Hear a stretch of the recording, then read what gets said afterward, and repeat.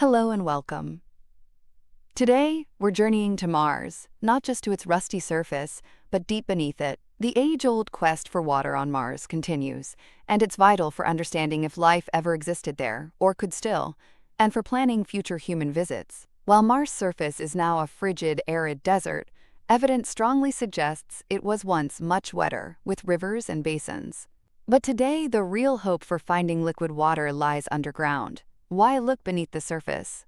The Martian surface is incredibly hostile to liquid water. Its atmosphere is less than 1% of Earth's, and temperatures are freezing. Any water there would quickly vaporize or turn to ice. However, the subsurface offers a more sheltered environment.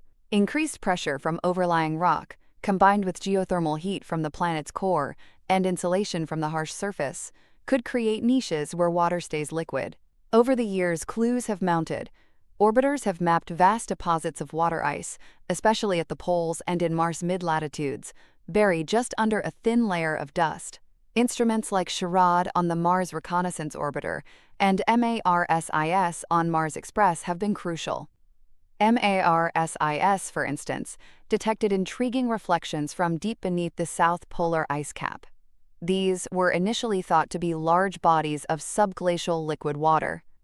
While this interpretation is still debated, some scientists suggest certain clays or volcanic rocks could create similar signals. It sparked intense investigation.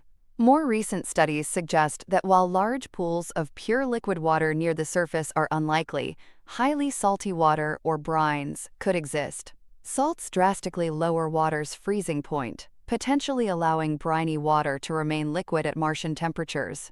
Some features, like the recurring slope lineae, dark streaks that appear on slopes in warmer seasons, have been hinted as evidence for these brines, though their true nature, possibly dry landslides, is also still under discussion. Research also explores the possibility of deep groundwater systems, perhaps active even now.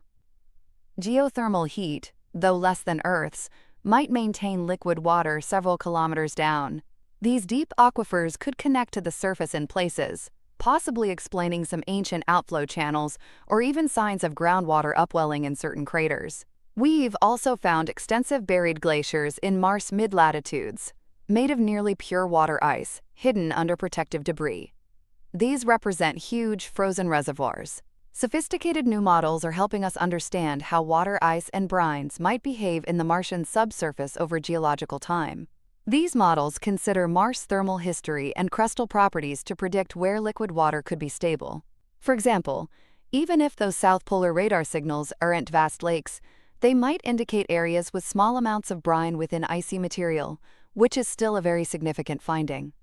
Locating and understanding these potential underground water reservoirs is a top priority. Future missions are being designed with tools to penetrate deeper and directly detect water, whether as ice or liquid. Techniques like deep radar, seismic surveys, and eventually drilling will be key. The implications are profound. If liquid water exists, it could provide habitats for microbial life and be a crucial resource for future human explorers. The ongoing exploration of Mars' subsurface continues to reveal a complex hydrological past and, just maybe, a present where water still flows beneath the red planet's dust.